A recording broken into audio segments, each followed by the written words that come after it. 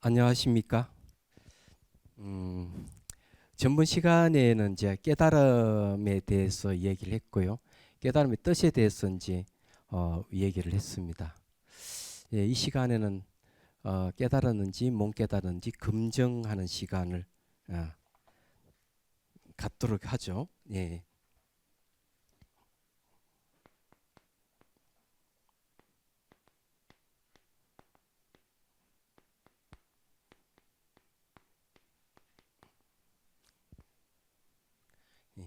깨친지 못 깨친지 검증하는 방법이 좀 필요할 것 같아요. 전번 시간에 제가 깨달음의 뜻 중에서 열악하는 말이 있는데 이걸 제가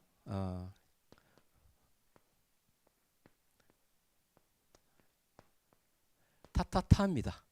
네, 노래에도 타타타 노래가 있는데 이걸 열라 그럽니다. 열에 하면 타타가타라고 가락하는 게 들어가요. 가. 예, 예. 검증을 이제 한다면은 일단은 물에 물 탄 것 같은 경계에 가 있느냐, 주관 객관이 사라진 거에 대해서 우리가 얘기 좀 해야 되겠죠. 그런데 주객이 없는 것에도 여러 가지가 있거든요. 여러 가지가 있는데 주객이 사라진 것이 깨달음이라고 할 수가 있어요. 마치 눈이 눈을 보지 못하듯이 마음이 마음을 보지 못할 때 우리는 깨달음을 얘기를 합니다. 그런데 착각을 하는 경우가 이제 들어 좀 있어요. 착각을 하는 게 있는데 주객이 하나 된 상태를 마치 깨달음이라고 생각하시는 분들이 있더라고요. 그건 아니다. 이렇게 이제 말씀드립니다. 주객이 하나 된 상태는 선정이라 그래요. 선정. 예. 선정 잘 아시죠? 예. 이 선정을 얘기 다른 말로 하면 삼매라고 얘기합니다. 다른 말로는 삼매예요. 이 선정은 주객이 하나 된 상태를 얘기하고 깨달음은 주객이 아예 없습니다. 이게 다른 점이에요. 그 다음에 그러면 주객이 없는 게 이제 바로 열반을 얘기를 하죠. 그러면 선정에 대한 이야기를 좀 하고 우리가 한번 논해 보도록 하겠습니다. 우선 깨달음은 어떻게 해서 일어나는가에 대한 것을 이해하면 우리가 이 검증하는 좀 도움이 될 것 같습니다. 부처님께서 깨치셨을 때 우단나라는 경에 보면 우단나 경에 보면 나오는 얘기입니다. 우단나의 보리품에 이런 얘기 나옵니다. 열심히 선정에 들어있는 바람문에께 진리가 현현할 때 선정에 들어있는 바람문에께 진리가 현현할 때 그는 모든 의문이 사라졌다. 연기 이법을 깨달았기 때문에 이렇게 나옵니다. 자, 이게 무슨 말이냐면 선정에 들어있는 바라문에게 일어난 현상이죠. 선정이 들어있을 때 진리가 그 선정에서 나타나고 모든 의심이 사라지면서 깨달음을 얻다 이런 얘기입니다. 그러면 깨달음은 어디서 일어나느냐 하는 게 있는 거예요. 깨달음이 일어나는 것은 땅도 아니고 하늘에도 아니고 사람에게도 있는 게 아니에요. 어디에도 깨달음이 일어나지 않아. 깨달음이 일어날 수 있는 장소는 한 군데밖에 없어요. 선정이라 하는 장소에서만 깨달음이 일어난다는 것이죠. 선정이라고 얘기하는 게 아주 중요합니다. 우리는 명경지수라는 말 쓰죠. 명경, 거울같이 맑은, 물같이 깨끗한 그런 상태가 선정이라고 보는 거죠. 거기에서 이제 깨달음이 일어난다. 이죠. 이게 맑은 물에 모든 만상이 비치잖아요. 그 만상이 비치는데 물이 비친 것은 어때요? 실체하지 않습니다. 그 마찬가지 모든 존재가 유로서 존재하는 게 하나도 없고 무로 존재하는 게 없어요. 상호 의존해서 존재할 뿐이에요. 그 연기죠. 그래서 이제 이 선정이라는 게 도대체 뭘까 하는 거죠. 이 선정은 주관과 객관이 하나 된 상태인데 중요한 거는 이 선정하고 마음이 일어나지 않는 상태, 그 주객이 없는 거하고 비슷하다는 점이에요. 그래서 작년에 그 명상 포럼 때 그 김재성 교수가 김열근 거사님에게 질문을 했어요. 그 질문 내용이 선정과 열반을 어떻게 구분합니까? 하는 얘기 있어요. 선정도 마음이 일어나지 않는 상태가 있습니다. 그러면 열반도 마음이 일어나지 않아요. 그럼 둘이가 같으냐면 전혀 다른 거죠. 첫 번째 다른 게 뭐냐 하면은 선정은 주객이 하나 된 상태에서 일어나는 현상이에요. 그래서 대승기신론 사마타 수행에 샷대하는 정념에 머물게 되면 주객이 하나가 된다는 말이 있습니다.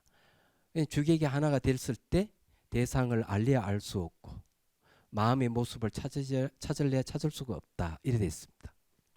마치 안가박이 텅 빈 것 같은 그런 상태죠. 그런 상태가 이 됐다 안 됐다 됐다 안 됐다 하다가 딱 그냥 자리 잡게 되면은 이 이제 체극적정이란 말을 써요. 그 다음에 이제 아주 익숙하게 될 때 일상생활에도 익숙하게 되면은 전주일치락 하는 말을 쓰는데 하나 된 상태에 흔들림이 없다 그럴까? 그래서 심일경성이라고도 하는데 성가에서는 타성일편이라 그래요. 타성일편이라고 하는 몸과 마음과 화두가 하나 된 상태를 얘기해요. 그 전주일치가 그런 상태입니다. 누가 뭐 이렇게 등을 짝을 딱 치면 사람들 깜짝 놀라겠지만은 이 전주일치의 경지에 간 사람은 뒤에서 고함을 지르건 딱 쳐도 전혀 동요가 없다는 거죠. 그 다음에 이제 뭐가 등지락하는 선정이 일어납니다. 같을 등자 가질지자 씁니다. 마음이 뜨거나 깔았지 않고 평등한 상태를 계속 유지가 된다는 것이죠. 이제 선정이 이제 이루는 과정에 대해서 이제 간단하게 얘기를 했는데 이 열반이라 하는 것은 지혜에 의해서 초연한 지혜 그러니까 무상고 무아락하는 삼법인에 대한 지혜에서 초연한 지혜가 일어나고 초연한 지혜에 의해서 마음이 움직임이 없다는 얘기예요. 마음이 안 일어난다는 겁니다. 그 상태는 아예 주객이 없는 자리예요. 주객이 하나 된 상태는 지혜가 없는 거고 다만 한 대상이 집중된 상태에서 주객이 하나 된 상태에서 일어나는 현상이에요. 그럼 명확하게 구분되는 거죠. 그런데 주객이 없는 상태 또 하나 더 있어요. 그런데 이 수행하는 사람들이 또 이런 현상에 잘못해 이건 열반이다 착각을 할 수도 있습니다. 그게 이제 뭐냐 하면은 바방가락 하는 거예요. 수행하다가 의식이 순간적으로 사라져 버리는 현상이에요. 바방가는 잠재의식이라는 말. 현재 의식에서 잠재의식으로 사라져 버리는 거예요. 그런데 의식이 사라져 버리니까 그것이 마치 주객이 없는 것 같아 생각이 들고 열반이라 착각을 할 수가 있는데 열반이 아니라는 얘기입니다. 혹시 그렇게 경험하신 분이 있는지는 모르겠어요. 저는 여러 번 경험했기 때문에 이걸 자신 있게 말씀드릴 수가 있어요. 어느 순간 수행하는데 의식이 사라져 버렸어요. 시간이 얼마 흘렀는지도 몰라요. 그러다가 저 멀리 조그만 불빛이 이렇게 쫙 비춰오듯이 의식이 싹 깨어나는 겁니다. 그리고 수행하다가 순간적 의식이 팍 하고 사라졌다가 돌아오는 경우가 여러 번 있었어요. 근데 이거는 바방가라는 거죠. 그건 선정도 아니고 깨달음도 아니에요. 열반이 아니라는 겁니다. 그래서 이제 선정은 깨달을 수 있는 바탕, 지혜가 일어날 수 있는 바탕이라는 것은 의심의 여지가 없습니다. 그래서 이걸 이제 말씀드리는 거예요. 자, 깨달음을 얘기할 때 이제 선정에 대한 얘기를 하나 했는데 이번엔 지혜에 대한 얘기를 좀 하죠. 이 지혜를 얘기할 때 우리는 또 깨달음을 논할 수 있는 게 하나 또 있습니다.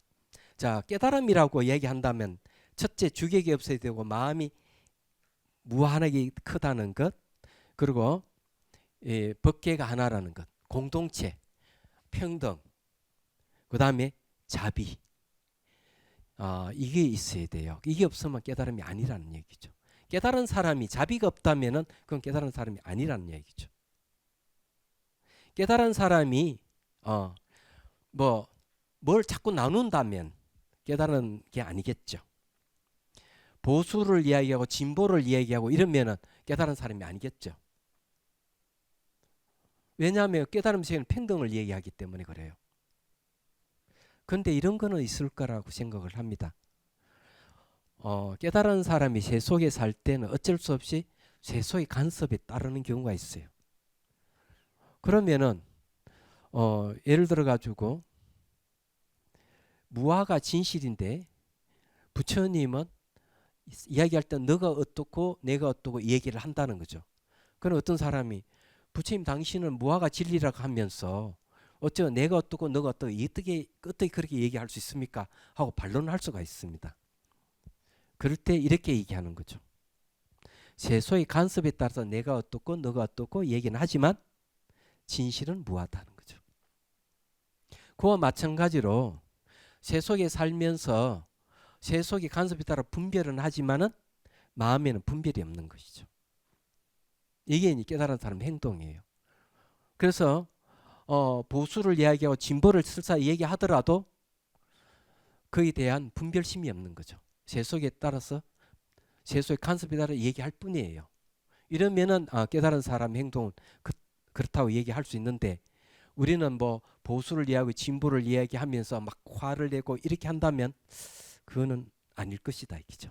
그런 마음에 분명히 그런 어떤 갈래가 있다면 깨달은 사람이 아니다 이렇게 볼 수가 있겠죠. 이야기한다면 이제 그런 이야기예요. 그렇다면 이제 지혜를 이제 가지고 한번 얘기를 좀 해보죠. 우리가 지혜는 세 가지가 있습니다. 들을 문자 문해가 있어요. 그 다음에 사해가 있습니다.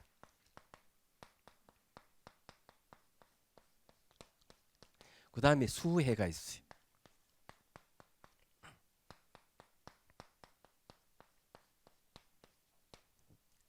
자, 문해락 하는 것은 뭘 문해라고 하는가 하면은 듣는 걸 이야기합니다. 법문을 듣는다 이게. 또는 책을 볼 수도 있어요. 그러므로 해서 지혜가 생겨요. 들음에 의해서 지혜가 생겨 문해라 그래요. 그 다음에 이제 한 발 더 나가죠. 사해를 하죠. 이제 이치를 사유를 하는 거죠. 이치를 사유를 하게 되면은 이치가 분명히 무엇인지 알게 되는 거예요. 그래서 대개 이제 내가 법문을 듣거나 이렇게 이치를 이 공성에 대한 이치를 사유한다. 예. 또는 뭐 연기에 대한 이치를 사유를 해도 돼요. 이렇게 해서 깨달음을 얻었다. 얘기를 할 수가 있는 겁니다. 내가 법문을 들어서 연기가 어떻고 그 다음에 공성이 어떻고 이런 걸 명확하게 이해했다. 그래서 이게 들으면 깨달을 수가 있죠. 그리고 집에 곰곰이 생각하고 사유해서 궁극까지 사유의 지평을 넓혀서 존재의 본질까지 깨뚫었다. 그럼 깨달음을 얘기할 수 있어요. 그럼 이런 깨달음은 뭐라고 하느냐 하는 거죠. 이런 깨달음을 해오라고 얘기합니다. 예. 해오. 이해 해자 들어갔죠. 이해로서 깨달았다. 이런 사람은 부지기수 많아요. 명확하게 법문을 듣고 이치를 사유함으로 해서 깨달았다. 이렇게 해요. 그런데 왜 해오라 그럴까? 따끔이 없어. 이 수해가 이제 필요한 이유예요. 따끔이 없다 이거죠. 그래서 종경록에 뭐라고 얘기를 하는가 하면은 내가 깨달음을 얻긴 얻었는데 따끔이 없는 거는 해오다. 이렇게 그 해오를 다른 말로 하면은 돈오 점수라고 얘기하는 거죠. 돈오 점수.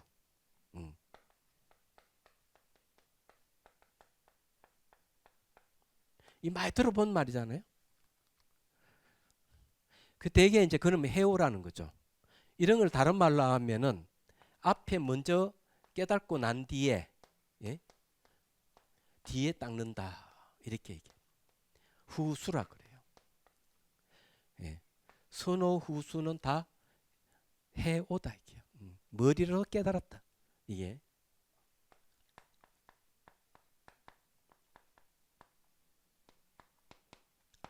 머리로 깨닫는 거죠. 그러면 이 머리를 깨달았다 하는 거 어떻게 알 수가 있느냐 얘기죠. 이제 검증이 필요하잖아요. 그죠?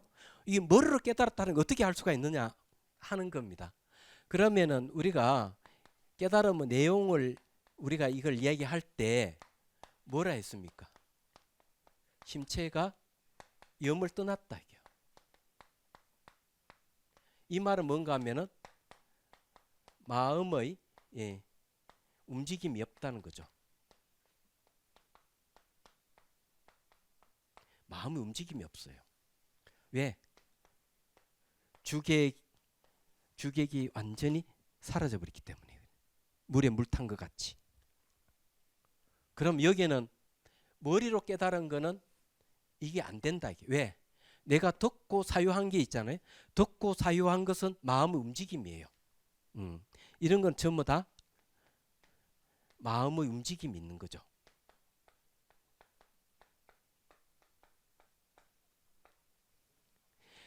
마음의 움직임이 있다 이게. 네가 듣고 사유하는 움직임이 남아 있는 거야. 그래서 이건 이해로 깨닫는 것이지 경험적으로 체득한 것이 아니다 이게. 경험적으로 체득하지 않았기 때문에 이런 걸 해오라 그러는 거죠. 신체적으로 마음 움직임이 없어야 돼요. 여기까지 가야 되는 거죠. 실제로 마음을 내가 공성을 깨달았다. 주객이 완전히 사라지니 공성을 깨달았다 그러면 어떤 상태가 될까? 깨달았다 그러면은 보고, 듣고, 느끼고, 아는 것이 없어요. 딱 하나, 공성만 지각돼요. 그럼 그 이야기 어디 나오느냐? 반야신경이 나옵니다. 공중무색 무수상행식 무한이비설신이잖아요. 텅 빈 가운데에는 이 물질적인 색이 없어요. 예? 무색 무수상행식, 감수작용, 표상작용, 의지작용, 판단작용이 없는 거예요. 무안이비설신이 눈으로 보는 거, 귀로 듣는 거 없어요. 냄새 맡는 것도 없어요. 맛보는 것도 없어요. 촉감도 없어요. 마음 움직임도 없어. 안이비설신이 무안이비설신이 무색성양 미촉법. 없어요. 다. 오로지 지각되는 거는 공성만 지각되는 거예요. 그런데 이 사유를 했으면은 사유하는 마음의 움직임이 있는 이상은 그건 해오일 수밖에 없는 거예요. 사유하는 이 사유마저도 거쳐야 되는 거예요. 그래서 뭘 이야기하는? 사유하고 하고 하여서 나중에는 더 이상 사유할 수 없는 데까지 이르게 되죠. 그럼 더 이상 사유할 수 없는 데까지 이르러서 어떻게 되죠? 그것도 또 일어나는 게 또 있는 겁니다. 그건 좀 이따 얘기하고요. 일단은 그런 거고, 그 다음에 이제 뒤는 닦고 선수 후오 하는 경우가 있죠. 먼저 닦고 뒤에 깨닫는 것은 뭐냐? 이걸 갖다가 증명할 정자 쓰고 깨달을 오자 쓰는 겁니다. 정오라는 말을 씁니다. 내가 경험적으로 깨달은 거예요. 이때는 완전하게 마음 움직임이 없는 거죠. 열반의 모습이에요. 얘기하자면. 그렇기 때문에 이제 이런 경우를 이제 얘기를 하는 거죠. 그러면은 완전히 뒤에 깨달음을 얻었을 때는 뭘까요? 그걸 갖다가 도노돈수라 그래요. 정오는 그렇게 오는 거죠. 그러니까 닦음과 깨달음이 동시에 같이 이루어지는 걸 도노돈수라 그럽니다. 제가 이야기하고 싶은 거는 그런 거죠. 여기 와가지고 문해에서 깨달았다 그러면 전부 다 그것은 해오에 지나지 않는다. 그러면 이제 요게 먼저 저기 먼저 닦고 그 다음에 뒤에 깨닫는 이야기를 한번 하죠. 그죠? 그것이 이제 수혜에 이르집니다. 자, 수혜는 어떤가 하면은 선정을 먼저 얻어야 됩니다. 자, 선정이 뭐냐 이러면은 마음의 고요함입니다. 자, 마음의 고요함이 선정이에요. 그럼 이건 어떻게 이루어지는가 하면은 대성기신론에서는 이렇게 얘기를 하죠. 정념에 머물게 되면은 주객이 하나가 되면서 최극적정힘에 이르게 된다. 그것이 이제 바깥 경계도 없고 안에 마음의 모습도 없는 상태가 아주 익숙하게 유지가 되면은 전주일치, 그러니까 타성일편이 그래. 성가에서 타성일편의 모습 보이다가 그것이 익숙해지면 등지락하는 경지에 이르게 된다. 그럼 여기 이제 등지라고 합시다. 예. 가틀 등자 가질 지자예요. 이건 뭔가 마음이 뜨거나 깔아는 게 없는 거죠. 혼침과 들뜸이 없는 상태의 선정을 얘기합니다. 여기에서 뭐가 일어나는가 하면은 뭔가 마음의 경안이 일어나야 돼요. 경안. 뭔가 마음의 경안이 일어나야 돼요. 뭔가 마음의 경안이 일어나면은 이것을 뭐라 하는가 하면 정사마타라고 얘기합니다. 이 정사마타에 이르게 되면은 이게 이제 그 색계심 선정이에요. 색계라고 하는 거는 오용락이 없는 깨끗한 세계의 마음이에요. 오용락이 없는 마음이에요. 이게 색계심 선정이라고 얘기합니다. 이게 색계심 선정을 이루게 돼요. 그럼 뭐 이 상태는 도대체 어떤 상태냐 이렇게 하면 비가 한번 쫙 오고 난 뒤에 맑게 개인 하늘 같은 그런 마음 상태가 오는 거예요. 저런 상태가 오면은 마음이 기쁨이 생길 뿐만 아니라 몸이 너무 새털같이 가벼운 거예요. 경안이라 하는 게 이 가비를 경자 씁니다. 예. 그래 편안을 앉았어요. 경안이라 하는 그런 겁니다. 내가 수행자인지 아닌지를 확인하는 건 늘 몸과 마음이 가벼운 사람은 수행자고 그렇지 않은 수행자 아니에요. 날마다 수행하신, 날마다 명상하시는 분들은 몸과 마음이 늘 가벼워요. 경안이 있어요. 그러다 이게 최고조로 달한 게 선정 속에서 경안이 딱 오면은, 등지락하는 선정 속에서 경안이 딱 오면은 한 단계 더 업그레이드 된 선정이 오는데 그 물질이 그러니까 오용락이 없는 청정한 상태의 색계심 선정이에요. 그 초선정은 아니에요. 기억이 온다. 그 정사마타라고 그래요. 사마타 삼매라 하기도 하죠.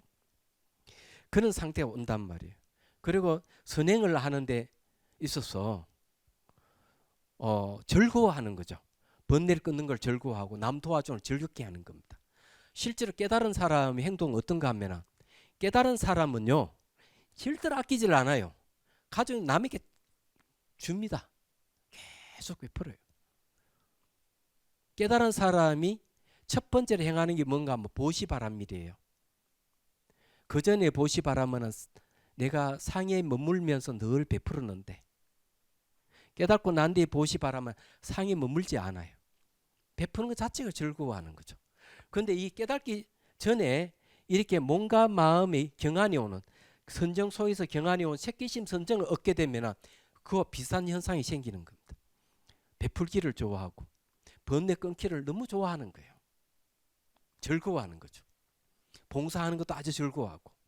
그래서 이 정사마타를 의지해서 위파사나 수행을 합니다.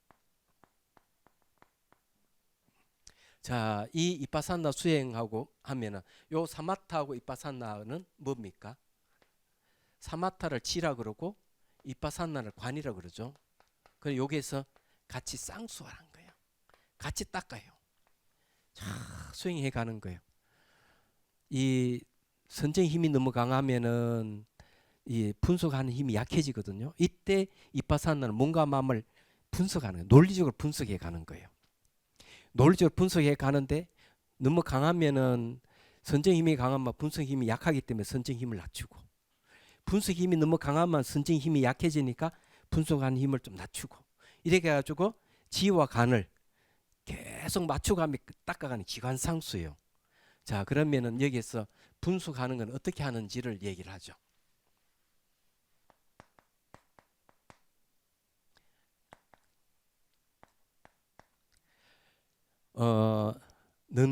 능정사택이라고 합니다.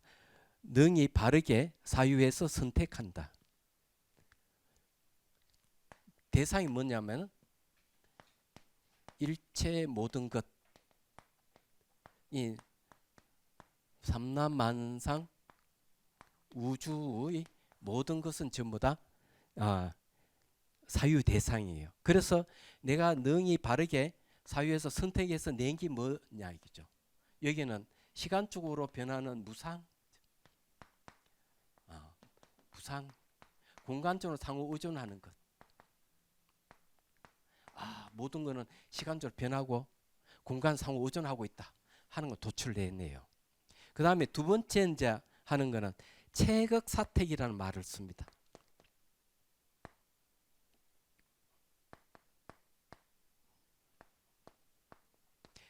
최상의 아주 궁극까지 사유해서 선택하는 거예요. 이 사유에 선택하는 이 내용이 뭘까? 여기에는 바로 여를 얘기합니다. 여, 같을 여자입니다. 모든 존재의 바탕은 다 비어 있는 거예요. 그건 똑같은 거예요. 예를 들어 가지고 캠퍼스가 비어 있어야만이 각가지 그림을 그려낼 수 있죠. 캠퍼스가 비어 있어야 각가지 그림을 그려낼 수 있다 이게. 그와 같이 모든 제 차별 경계에는 그 바탕이 다 비어 있어요. 얘기하자면 그걸 여라고 해요. 그래서 이제 여기에 다 소유가 된다 해서 여소유성이라고 그러는데 정확하게 얘기하면 이 같을 여자가 튀어나옵니다. 그러면 이제 분석하고 분석에 들어가 가지고 보니까 바탕이 다 같구나. 세 번째 딱 가서는 뭐가 나오겠어요? 이제 주변이란 말을 씁니다. 예. 주변 심사예요. 자, 주변 심사, 이 생각사자 또 들어가죠. 두루두루 찾는다 얘기죠. 찾으면서 계속 사유해 가는 걸 뭘 찾느냐 얘기죠. 바로 공이라는 상을 이게 이미지화돼서 나타나는 상이에요. 공성이라는 왜 여의 다른 이름이 공이거든요. 이 공이라 하는 게 이미지화돼서 나타나는데 여기에 대해서 계속 사유해 분석하는 거죠. 그런데 이거는 벌써 공성을 딱 떠올려서 보고 있다고 보면 틀림없어요. 거기에 머물러 있다고 보면 틀림없어요. 그런데 공이라는 상이 있는 거죠. 이거는 상사공입니다. 이런 걸 상사공이에요.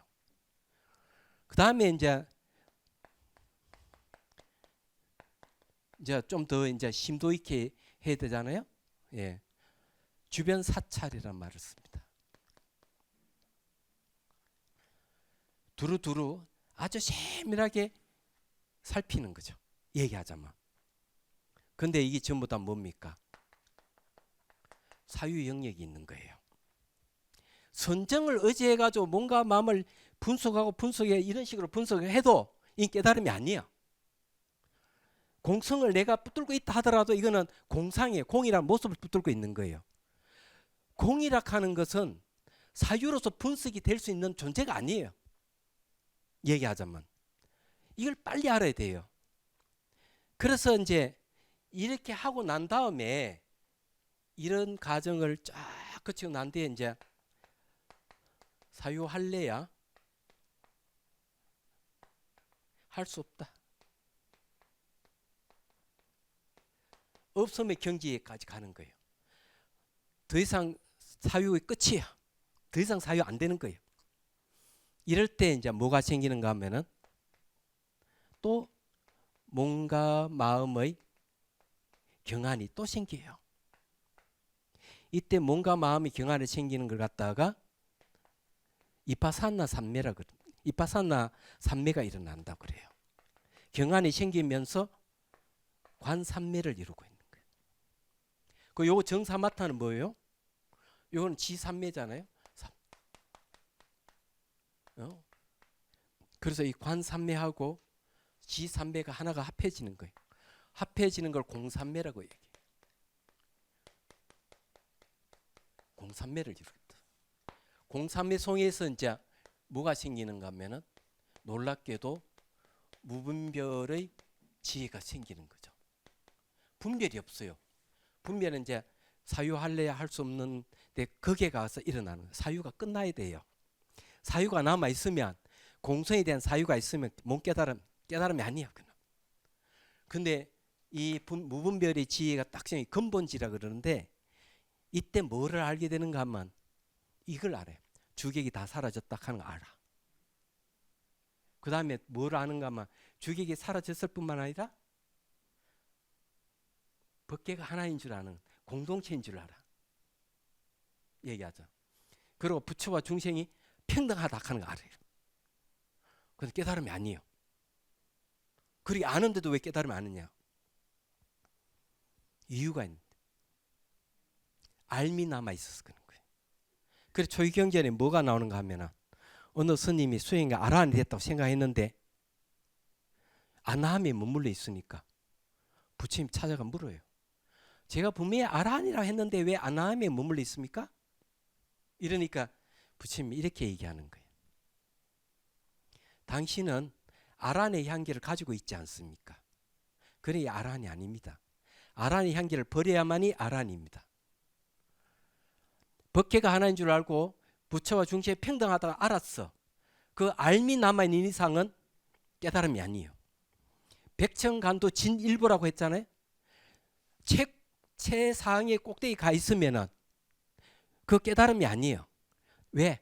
의지하고 있는 게 의지하고 있는 짱대를 탁 차버려야 돼. 마지막에 그래 진일보예요. 한 발 더 내딛어야 된다 이게. 의지하고 있는 걸 완전히 차버렸을 때 깨달음이에요. 그래서 그 다음에 나타나는 이 두 번째 무분별지가 깨달음이에요. 그래서 이 깨달음 내용이 뭡니까? 안다는 말이 없어요. 심체가 염을 떠났다고 얘기하고 염을 떠난 모습은 호응과 같이 두루두루하다고 얘기하고 그다음에 법계와 수많은 세계 하나의 공동체인 일법계라 하는 건 아는 거고 우리가 부다와 중생이 평등하다는 거예요. 알미 다 빠졌죠. 그건 이제 완전히 몸으로 체득된 상태, 경험된 상태예요. 그래서 이게 수행이라 하는 것은 내가 듣고 사유해가 내가 수행해서 경험된 공성은 깨달음이라 할 수 있지만 이것을 분석해 가지고는 깨달음이라 할 수 못하는 거예요. 이게. 왜? 공성은 분석될 대상이 아니기 때문에 그런 거예요. 그래서 이런 과정을 거쳐서 깨달음을 이야기하기 때문에 내가 뭐 듣고 사유해서 깨달았다고 하면 검증해야 돼요. 주객이 없는 상태까지 갔느냐, 마음이 움직임이 없는 상태에 갔느냐 안 갔느냐 얘기죠. 그렇지 않으면 깨달음이라 하기는 좀 곤란하다. 이렇게 얘기를 하는 거예요. 이게 이제 검증한다는 거죠. 이게 안 되면 무슨 깨달음이 할 수 있겠어요? 자, 이제 검증할 수 있는 게 하나 더 있어요. 이거 말고. 그러면은 이렇게 수행해 가는 과정에서 뭐가 나타나느냐 이기죠. 이제 수행해 가는 과정에 대한 이야기를 좀 하겠습니다. 자, 첫 번째는 선정에 대한 이야기를 했죠. 두 번째는 지혜에 대한 이야기를 했습니다. 세 번째는 깨어 있음에 대한 이야기입니다. 내가 수행을 하면 의식이 깨어 있는 정도를 우리가 알아야 돼요. 그리고 이거는 같을요. 이려에 대한 이야기입니다. 이려 상태. 자, 수행을 하면 어떤 현상이 생기느냐? 마음이 의식이 깨어나요. 의식이 깨어나는데 이 깨어나는 정도가 어떤 것이냐 하는 걸 우리 이해해야 돼. 우리 타타타에 대한 얘기를 했잖아요. 깨달음 내용에 타타타 같을 여가 있다고 했죠. 그걸 평등이라고 얘기합니다. 근데 다른 말은 바뀌지 않는데 마음이 바뀌지 않는 걸 여라고 그러는 거예요. 이 수행 중에 이런 게 나타나요. 제가 말이죠. 한 20년도 더 됐네요. 제가 송강사 있을 때 송강사 학인 스님들하고 저게 불강사 불학원하고 자매 결혼을 맺은 적이 있어요. 송강사 강원하고. 그래서 그 교류 차원에서 한 번씩 대만 불강사를 방문을 했습니다. 하도 오래된 얘기인데. 그런데 이제 거기에 당주 스님이, 당주라 그러면 아마 선언을 책임지는 스님 같기도 해요. 당주라고 하니까. 저에게 뭐라고 이야기하는가 하면 오전에 같이 선방에서 정진을 하고 우리 오후에 서로 토론을 한번 합시다. 좋습니다. 그 학인 스님들하고 같이 정진을 했어요. 그분들하고. 그럼 오후 되니까 이제 그 노트북에다가 이 이제 화면을 그 뭐라 하면 빔 프로젝터라 그러나 그런 걸 쫙 비춰주는 내용을 설명을 하는데 내용 보고 제가 깜짝 놀랐어요. 왜 놀랐는가 하면은 자기들은 이 수행 프로그램을 갖고 수행 지도를 하는데 1년에 수만 명씩 와서 수행해 간다는 거죠. 몇만 명씩 와가지고 저 깜짝 놀랐어요. 그래서 그때 알아낸 게 뭔가 하면은 이 경전과 논소에 있는 것을 또 어록에 있는 걸 이렇게 정리를 해서 이렇게 알기 쉽게 지도를 하는 게 이게 굉장히 중요하구나 하는 사실을 그때 알게 됐어요. 그 내용은 다 경론에 있는 이야기다. 다 아는 내용이었습니다. 그렇지만 그걸 정리해서 그것을 이렇게 실행한다는 데서 찬탄을 했던 것이죠. 그런데 그 당주 스님이 이렇게 질문을 하는 겁니다. 혹시 한국에도 이렇게 수행법을 이렇게 가르칩니까? 이렇게 하는 거죠. 그 학인 스님들이 하는 스님이 없었어. 내가 이 얘기했어요. 한국에는 수행을 하면 즉각 내가 수행이 됐는지 안 됐는지를 검증하는 방법이 있다. 이렇게 얘기를 했어요.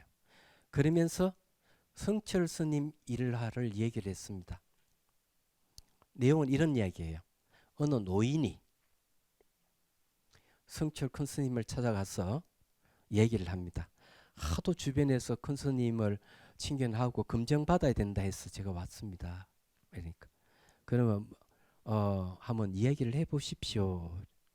스님, 저는 딱 앉으면 망상이 다 사라지고 없습니다. 그러니 성철 스님이 듣더니 당신은 좋은 보물을 가지고 있네요. 그렇지만 제가 묻는 말에 바른대로 얘기를 해야 됩니다.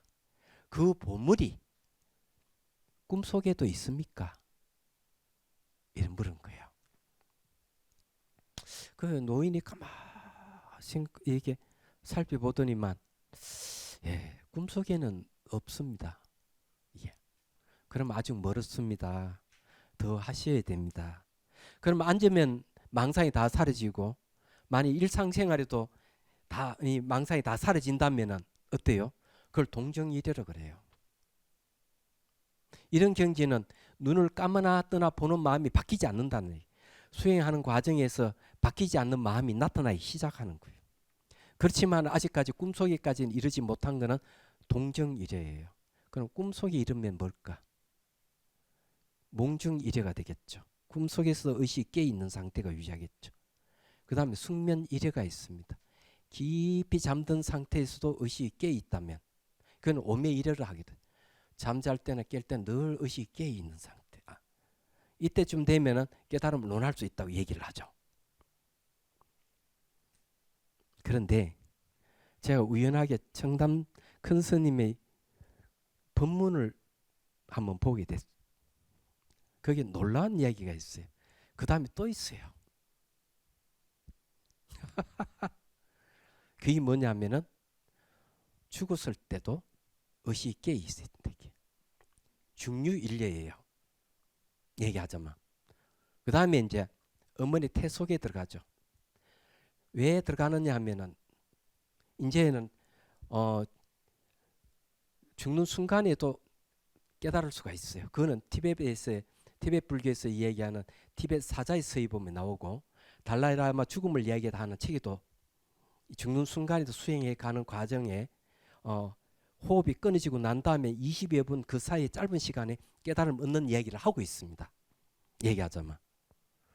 그렇게 깨치지 못하면 다시 이제 49일 동안 수행을 또 하는 거예요. 수행자가.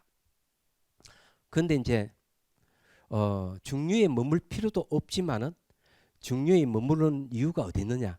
오히려 중생을 구제하겠다는 일념이 있다면은 중류의 일려 상태에 머물고 있다는 거죠. 그래서 이제 어머니 자궁을 선택해서 들어갑니다. 어머니 자궁의 선택이 들어가면은 입퇴일이에요. 그러면은 자궁성에 들어갈 때도 의식이 깨 있으면 성인이에요. 태자 성기경이라 하는 경에 보면은 이제 들어가잖아요. 그거 들어갑니다. 들어가 가지고는 가만히 있는 게 아니에요. 그것도 수행을 어머니 뱃속에서 수행하는 거예요. 그러다 어느 때는 전 우주에 있는 신들을 다 불러 모아가지고 앉혀놓고 법상을 법문해요. 어머니 태 속에서. 이건 주태일려예요. 그래서 들어갈 때도 의식이 깨 있고 머물 때도 의식이 깨 있으면은 주태일려예요. 그 다음에 태어날 때도 의식이 깨 있잖아요. 그게 누구예요? 시타태자 이 옆구리 탁 태어나면서 천상천하 유아독존, 상계계고, 예, 아당안지 이런 말 하잖아요. 하늘 위에 하늘 나야 나 가장 높다. 왜? 내 중생구제할 조건을 완전히 갖췄다. 이 세계를 살펴보니까 너무 고통스러워. 내가 마땅히 편안하게 하리라. 이건 출퇴일려예요. 의식이 깨 있는 거죠. 그는 의식이 깨 있으면 성인이라는 거죠. 그래서 마지막엔 영겁일이에요. 오고 감이 자유로운 거죠. 서가모니 부처님이 이 세상에 몇 번 왔느냐? 중생구제하기 8,000번을 왔다고 법만경에서 얘기합니다. 중생구제하기 위해서. 그래 올 수 있는 게 영겁일여 상태라는 거죠. 그거는 진짜 성인이죠. 안 그렇겠어요? 깨닫기 전에 벌써 일여 상태가 온단 말이에요. 수행의 결과로서. 오기 때문에 이런 얘기를 할 수 있는 거예요. 자, 이 이야기는 다음 시간에 조금 더 이제 언급을 하겠습니다. 언급을 하면서 우리가 이 깨달음을 좀 논해 보는 게 좋겠다 생각합니다. 네, 오늘 강의 여기서 마치도록 하죠.